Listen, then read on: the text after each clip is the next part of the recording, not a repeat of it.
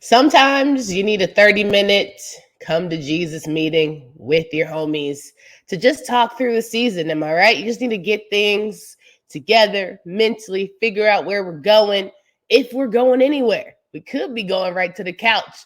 We'll talk about why North Carolina had to come to Jesus and if it will actually mean anything on today's show. You are Locked On ACC, your daily podcast on the Atlantic Coast Conference. Part of the Locked On Podcast Network, your team every day.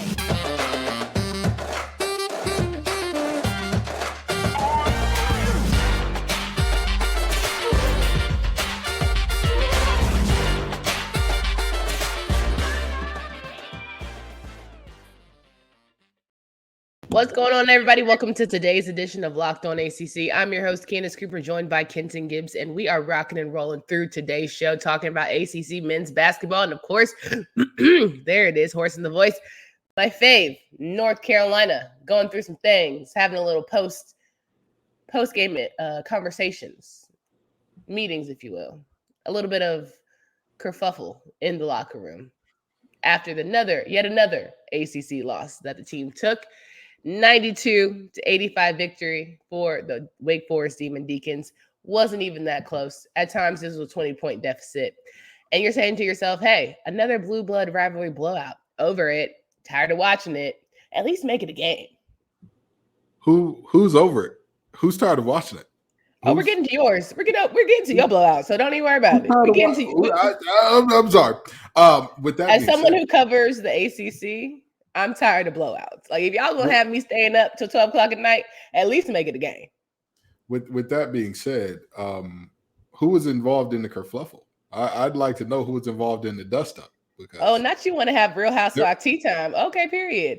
I don't think there was a dust up, but I think there was a come to Jesus. So, legend has it, last night after the Wake Forest game in Winston-Salem, normally the media gets to have, post-game interviews, all that whoop-de-whoop.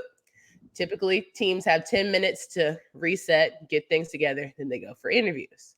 Allegedly, there was about a 30 to 45-minute wait for Carolina to be ready for post-game interviews. Apparently, Hubert had a long conversation with his boys, sat him down, looked him in the eye.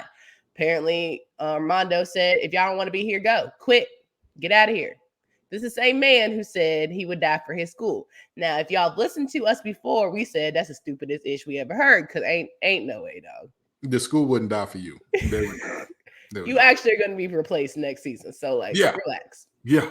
Relax. Yeah. But in all of that, I get the pride. I understand the excitement for wanting to do well by a little too far. But, I understand.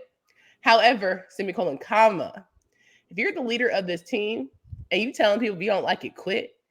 Here's the thing. For team sports, it don't work like that. Yeah. It's a little tough. My thing is you're a little too deep in the season to be having come to Jesus moment. You should already came to Jesus. February. We're having our boy, what's his name? Drizzy Drake always says, teams figure out who they are. We got identities by January. We know who you are. February, not only are we not trying to figure y'all out, but y'all have just let us know further, confirm, y'all ain't a team for real. Absolutely. Again, to me, there comes a time where, again, at some point in time, you need to really have that thing ironed out, have that thing fully developed to where nobody's asking anything. And this is a situation where you're shooting 22% from three. You're turning the ball over 2 times as much as your opponent. You're letting Appleby go off for 35 points, although, I mean, he was on the line every other time you looked up there. Are we talking about foul discrepancies yet again? Oh, no. No. So the nerve of me to say, hey, I don't want the refs taking the game out of anybody's hand. The nerve of me. But I don't like how you were so hype about it for North Carolina, and you were all about discrepancy. But then when you talk about, Tyree Appleby, he was on the line so much, I don't feel the same energy and tone is what I'm trying to tell you. Because the difference is extremely different. 26 free throws to 42 as opposed to 39 to 13 or 23 to 3. Those are two very different situations. Okay, buddy. But again, the reality is that this is a North Carolina team that It's too late to be figuring out y'all identity. It's too late to be having come to Jesus. Y'all ain't no way I'm sitting in nobody's locker room for 30 minutes on the road too. I got to go back an hour and a half and sit on the bus with you. And hell no, ain't nothing you can talk to me about, dog. We good. Yeah, it's a little too late, and we may be looking at the first ever preseason number one to miss the tournament. We may be looking at. I think they're gonna squeak in. Here's the thing. I'll tell you this: they'll squeak in off brand recognition. Yeah. But realistically, if you look at this team, if this was let's say Clemson. They wouldn't be. Nobody would be having a conversation about their tournament team. Like at best, people would be like, they're on the outside of the bubble, maybe second 4-in territory. But I mean, when you look at this UNC team, what have they done this season that you look at and you say, hey, this is the big time win? Who's their big time win? I mean, every ranked team that they've played, they've lost against. The Michigan team that they played that everybody thought was good wasn't exactly it. Ohio State is their only ranked win of the season so far. And other than that, against tournament teams as a whole at the moment, I would say NC State, Ohio State, and that's about it in terms of their tournament wins. So dog, let me tell you, when I saw Leaky Black try and get a fast break point and jog to try and get a layup, I said, yeah, this team is very unserious. When I saw RJ dribble down the court and just flail his arms and do whatever and not even try and run a play, I said, this is a very unserious team. When I saw the energy, the tone, and the mood of this team, when coach is yelling at y'all saying, brought up a good point about last show. Jeremy Roach said they don't communicate on defense. Couldn't hear a mumbling word on that court. Don't even know if they talk to each other. And mind you, we're not even talking about the fact that our dog Caleb, who shoots like crazy, was the only reason why he got down to 7. He was just throwing them up, and they just happened to be going in, but it was way too little, too late. You know the rules with Caleb Love. He'll shoot you out of some games. He'll shoot you into some games. But in this game, it was just too little, too late, like you said. Yeah.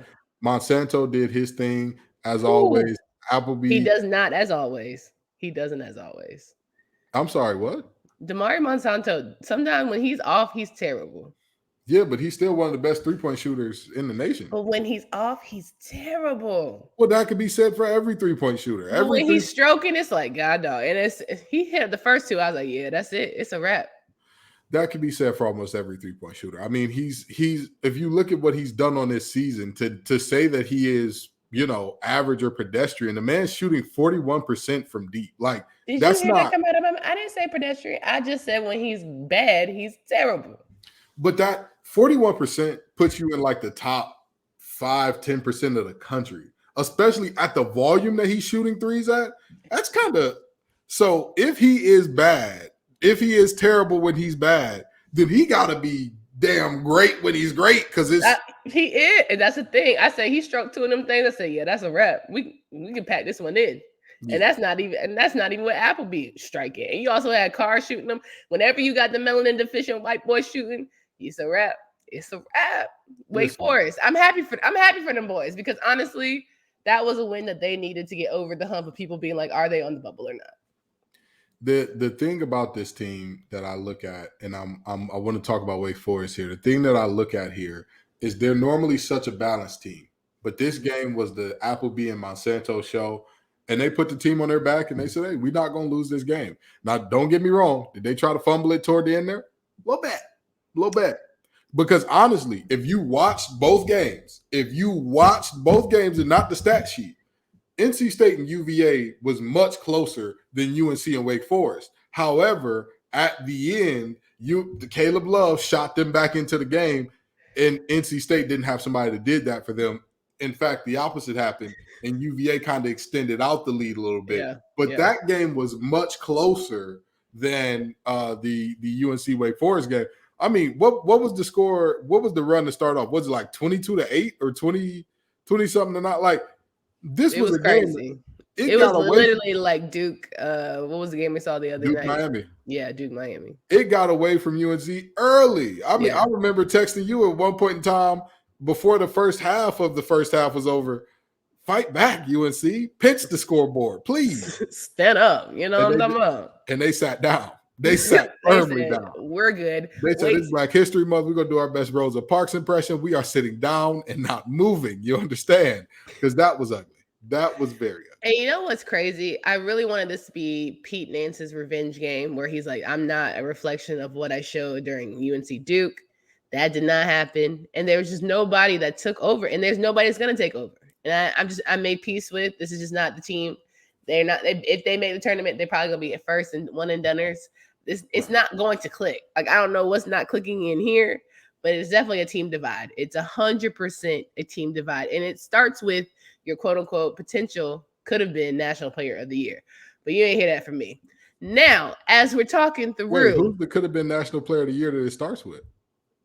Who else would have been National Player of the Year? I mean, I think Armando Bacot has been really good this year so far. But on the court, he needs some help. On the court, he might have been good, but I'm trying to tell you what's happening a lot. I'm telling you what I know. I'm telling you what I know. Well, I'm telling you what I know. And just leave it. A lot of people know a lot of things about that UNC locker room, but the locker room is very, shall we say, sneaky.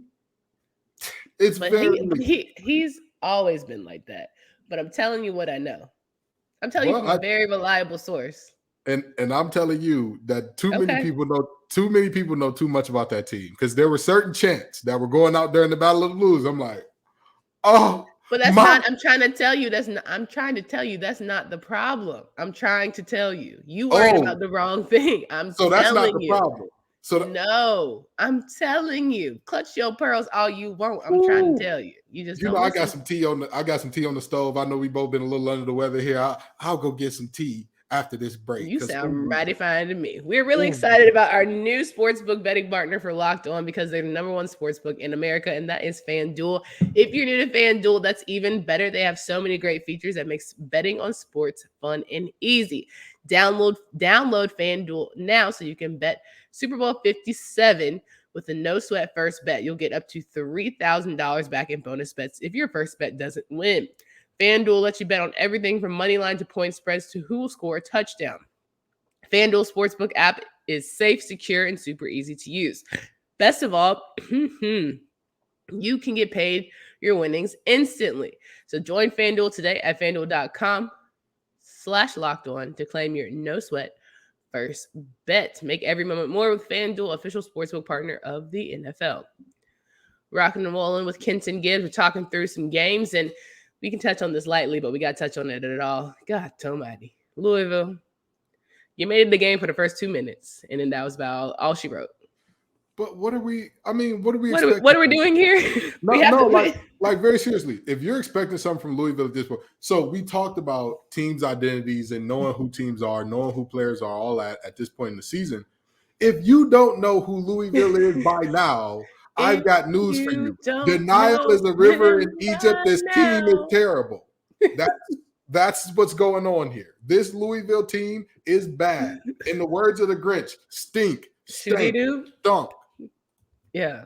Shooty-doo? Okay, I was letting you go on your rant. I was letting you have it. Go ahead. No, I'm just saying, like, I'm confused. If you're looking at this team, and I think that 99% of the world who pays attention to college basketball is like, oh yeah, this is the worst Louisville team we've ever seen in most of our lifetime. But it's not even the worst Louisville team. This is one of the worst Division I college basketball teams we've ever seen. Honestly, at this point, every time we have to recap Louisville, all we finna say is free Ellis. And that's it. Free our dog. Free my dog, L. Till it's backwards. If this man don't transfer, he's nutty. He must have had the best NIL deal. Not only he gonna be on a Netflix show, he got Netflix, Hulu, HBO Max deals out the yin yang if he stays at Louisville. And I'll tell you what, there are multiple teams in the conference. I got a team right now that we just talked about. We'll love him. Well, I'll tell you what, there's another team that we're about to talk about that's going to need to replace 2 guards next year. So, the battle of who wanted more. L, I'm coming to you as a woman. L, you know what I mean? Hey, she may be coming to you as a woman. I'm coming to you as a businessman. You understand? My business hours are 9 to 5, Mr. Alex. And you right on time to talk some money. Pitt beat Louisville 91-57. Got to money. Fight back. Coach Payne getting fired. He's getting fired. You think so? I didn't think that there was a way that he would get fired after year one. But I also did not see, like, here's the thing. They're not losing a lot. They're not just losing a lot. They're losing in embarrassing fashion. Yeah. Like, very seriously, right? If you go through and look at their games from this season, you have like very few of these losses that are coming by. Let's just start from the beginning of the season, right? Again, losing to Bellarmine, losing to Wright State, you can kind of excuse that. Losing to App State, that's where it gets a little dicey. A 26-point loss to Arkansas, a 32-point loss to Texas Tech, a 19-point loss to Cincinnati, a 25-point loss to Maryland, a 17, no, that's 27. My numbers are wrong. 27-point loss to Miami, a 22-point loss to Florida State. Like, you know, defense is optional. Offense ain't there. You know, it just is what it is. And I hate it because you bring in a whole new coaching staff. You have everybody and their mama move their families up there. You get all these contracts signed. We'll see if he can make a shake. But I know for a fact Louisville got them boosters that would say, hey, get this thing packing. Got to go. Let me tell you something. That AD is going to tell everybody after this last game, hey, y'all. It's been real. It's been fun. It's been fun. But it ain't been real fun. So I'm going to give you a release paper, and you get a release paper, and you get a release paper. Because, again, in college, the leash is always longer, right? Like, this ain't the NFL, NBA, none of that, where you see, like, coaches get fired after 1 year. Fairly normal. But this is an exception. I don't think that anybody could have predicted Louisville being this bad. Yeah. Like, this isn't just like, oh, yeah, they're struggling a little bit. They're terrible. They're getting – it's more often that they're getting blown out than it is they're being competitive, let alone winning. So. Yeah. I think it's just one of those situations where at the end of the day, as much as we want to get excited about the way ACC basketball is always progressing, always has someone in the conversation, we have to acknowledge there's some teams that are really holding us back. Georgia State, Louisville, I'm looking right at you. So we got to figure it out going into next season. NC State and Virginia, last game of Tuesday night. It was all Virginia. NC State tried their best, but I think for them, this was all right, we're doing good, but we're not there yet game. Coach Keats needed this loss for multiple reasons. Number one, I said this before, and I said, as long as it works, sure, keep doing it. Posting your big man up at the three-point line is crazy. That's crazy. There should be a mandate. Hey, DJ, you can do that against bad teams. But guess what? When we play good teams, you need to be on that block. Yeah. And you need to get the ball on the block.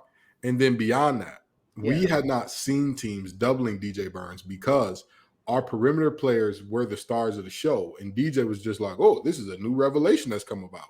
Yeah. Virginia said, here's what we're going to do. What if everybody in the ACC has been wrong about this team? What if DJ is the star? Hello. And he's Gladys Knight, and Terquavian and Jarkel are the pimps. Hello. And so they said, we're going to double him hard. Every time he touches that ball in the paint, I need hands. Hey, we right here. 2 folks at least on him. And with that being said, we'll trust that their guards will miss the shots or not make the right passes when he passes out, or that he won't be able to pass out. But I think that's a testament to Tony Bennett and his coaching, because he identified and recognized that and was like, you know what, let's spin the block and try something different, because what everyone else is doing ain't been working. Absolutely. And I also think DJ nod to him in his progression to where people are like, oh no, we got you, dog. Because I think he was shifting up a little bit. Like, I'm not used to not being the man, and like people not knowing that I'm actually the man. You know what I'm saying? So I think that was, a change of pace, but like you said, needed for Keats too, in terms of a humbling coaching moment. He hasn't had a lot of those this season. He's been in a really nice position, had a lot of ice cream post games. And so maybe we'll see that.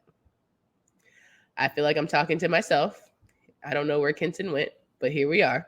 We'll see if he comes back to the show. Nothing happened. I don't know what you're doing. And let me give, I'm sorry, there was a technical difficulty there, but let me give you a little bit more credit, Candace, because you calling Tony Bennett out as winning this game with his strategy. Absolutely right. Another thing that Tony Bennett did, that is a genius Tony Bennett move here. NC State is one of the best teams in transition in the country. They're not that good at rebounding. You know what Tony Bennett said? Hey, guys, we don't care about beating them on the boards. Sure, they can get all the defensive rebounds they want. Our task, our charge for this team, get back. As soon as we put up a shot, get back on the defensive end. They allowed 2 fast break points all game. Get back, boys. NC State usually scores 15 to 16. Yep. They won the game by 13 points. Do you know what the difference between 2 and 16 is? Exactly 14 points, enough to win the game. So Tony Bennett deserves a ton of credit. I mean, this was not a spectacular offensive showing by Virginia by any means, but this is what Virginia basketball is. I might have even, yes, I agree with you 100%. And Tony Bennett, as much as I thought Coach Keats might have got Coach of the Year, I think this made Bennett more deserving. I mean, Coach Bennett, here's the thing about Coach of the Year, which many people have talked about. It's always a award like, oh, your team, we thought they were going to suck, and they turned out to be good. So, like, good for you. So Clemson's probably going to get this thing. That's the reality. That's fair. That's fair. If they finish, did we think you thought they were going to be bad? Clemson? Yeah. Everybody thought they were going to be bad. Everybody. They were picked to finish below the Wolfpack in the ACC standard. They were 9th and 10th in the preseason rankings. Okay. So it's not like, again, this is an award like your team was supposed to suck and they're good. Now, the reality is, it's like people get voter fatigue, and it's like, I hate to say this because I know people want to jump down my throat about this and call me everything but a good Christian. Tony Bennett is to ACC coaching right now what LeBron James in 2015 was to the NBA. I mean, you couldn't help yourself. I know some you people, couldn't help yourself. Here's why I say that. Some people are going to say, "Oh, Ken, you're going too far." I'll tell you this: he is head and shoulders so far above everybody else that it's like you can give it to him every year. That's fair. If you're really judging who gets the most out of what they have, who is drawing up the most that you're like, wait a minute, that's unique to them, and they're doing it amazingly. It's him. It can be him every year, but the voters don't want to do that. Instead, it's what team was supposed to suck. That's good this year. All right, give that guy Coach of the Year. Yeah, which sucks because at the end of the day, it should be about the X's and O's and all the things, and not your own personal like, well, I don't really feel like it. Like that's type weird. That's type weird, but that's the nature of the beast. Either way it goes, great game. We move on. Like I said, I'm tired of staying up till 11:30 to watch blowouts. So just at least make it games. That's all we ask for. ACC, please stop it. All the teams on the Eastern Seaboard, please knock it off. We need to have 6 and 8 times. 6 and 8. The furthest inland team is Louisville, who is also in the Eastern time zone. Stop. Well, technically Notre Dame. Oh, yeah. Okay. Notre Dame, who is in the Central time zone. Either way, you don't need 9 p.m. It's unnecessary. All the West Coast fans that get to watch games at 6, just sitting down for dinner. That's what it's really all about. All right, let's talk through some Wednesday night matchups. They aren't maybe necessarily as thrilling, but nonetheless, they're ACC games. Syracuse and Florida State. You know what I'm talking about? Syracuse. We got our boy Jimmy B back at the helm. We'll see how his team fares. You got 2 Hall of Fame coaches right here, Hamilton, Boeheim. We'll see how it shakes out. Honestly, I'm rooting for the Noles. I hope they dog walk them. And I really like Syracuse as a team. But Jimmy just got to get handed to for the rest of the year, off the string. I would like to quote Bishop Paul Morton here in talking to Jim Boeheim. Are you ready to go? Are you ready to go? Are you ready to go? Are you ready to go? Because they ready for you to go, Jim. Okay. They ready for you to go. They ready. Listen. That team is ready for you to say, hey, enough's enough. I've been doing this for almost 50 years. I know Joey Girard, he's like, please, dog, like, let this be the last speech. Jesse Edwards, like, let this be the last cuss out, please. Somebody. It's time. It's time. It's good in time. You've had a great run, a magnificent run. And quiet as it's kept, Kenton, this might be Hamilton's last couple. But you know what? I'm not ready to see Hamilton go I'm there. not either. I'm not ready. We haven't seen enough of Hamilton to where I'm like, go, please, please. Jimmy been on the scene for nearly 50 years. He been on the scene for literally double our lives. That's crazy. You are correct. Double the time that I've been alive on this earth. Double. Well, actually, wait, not double, but very close. Very close. All right. Like very. Well, first of all, why are you saying the same for me? That's very disrespectful. But we're gonna move on. You're older than me. Notre Dame and Georgia Tech. You ain't got to tell people that either. Like, what we doing? What we doing? We're talking about that off air. Cause what? All right. Notre Dame and Georgia Tech. And a coach that knows when the writing is on the wall and decides to get out. Look at that, Jim. Look right behind you. Crazy. Look at a novel idea. No, Brace said, look, the game not only is past me, but I ain't trying to do this no more. I ain't doing this. I'm over it. I respect it. I need to go home and be a family man. That's what I'm doing. Okay. Now, Pastner said he's gonna live to 120, but that don't mean we got to watch him coach that long. You know what I'm saying? Like, we don't do all that. We don't do all that. So we gonna see. But this is a game that again is relevant to ACC tournament standings. These are two teams that are at the on the lower end of the conference, and so at this point in time, I mean, this is I hope everybody has fun game because it won't matter much in the grand scheme of things. But it should be an exciting game to see. At the end of the day, Notre Dame's big, who can step out and shoot some threes. I never know how to pronounce his name. It's okay. I got you. Every time I try it, I get it wrong. So I've reduced him to the big who shoots threes. I'm sorry, I'm sorry to the Lazewski family. Is that how you pronounce it? That's close enough. Look, okay, I'm sorry to that family, but sorry to this man. Sorry to this man. But I don't know this man. No, but seriously. My gosh. That is going to be a game that, again, doesn't really have much relevance to the conference, to the national scene. But, we'll see how it goes nonetheless. Boston College, Virginia Tech. All I'm saying is if Virginia Tech loses this game, I don't want to hear nothing else. I'm not talking about them no more. If they happen to lose this game, I'm not talking about them for the rest of the season. You know what? I'll tell you this, though. Virginia Tech fans are actually the only ones that are nice to us in these comments. Like, I've never seen Virginia Tech fans come in here. You ain't been here that long. Oh, I ain't been here long enough? You knew, bro. Because listen, I've talked about Braxton Burmeister's inability to throw the ball for years. All I've ever heard from Virginia Tech fans about it was, hey, Ken, you're right. You're right. Hey, apparently, we didn't believe in Pride and the boys. And all. You knew, bro. You knew. It's okay. You go wait till football season rolls around. It's okay. Are you stuck? He might actually be stuck. That is hilarious. But yeah, I think that ultimately the Virginia Tech Hokies should be able to pull out this W, and I'm really getting excited for it. I can hear you if you're talking.